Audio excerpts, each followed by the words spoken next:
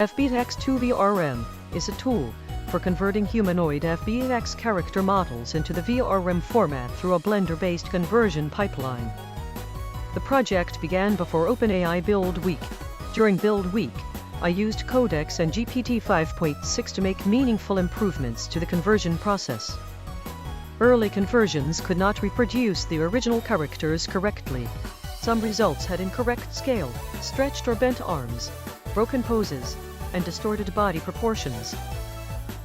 GPT-5.6 Sol made the largest contribution to diagnosing and improving these structural conversion problems. It helped investigate scale handling, skeleton structure, and mesh deformation, leading to major improvements in humanoid reconstruction. I then continued improving material quality.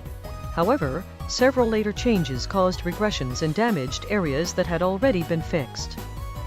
Because of this, I changed to a more cautious workflow with GPT-5.6 Luna, using smaller investigations, focused changes, and repeated output checks. Material conversion continued to improve. Eventually, only a missing eye highlight problem remained in the production model. After repeated attempts failed, I asked GPT-5.6 Sol to perform another focused analysis, and the issue was resolved. That production model was provided for professional work and cannot be shown or redistributed publicly. For this BuildWeek demonstration, I therefore selected a freely available Fbx sample model. The public sample had a different issue. Its initial conversion produced unnatural facial shading and strong unwanted shadows. I improved the material conversion to reduce those shadows while preserving blinking, expressions, and the model's original eye highlights.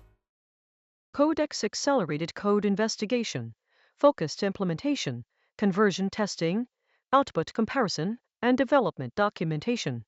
I reviewed the generated results, rejected regressions, and made the final quality and privacy decisions. This video shows the resulting public Fbx2VRM conversion.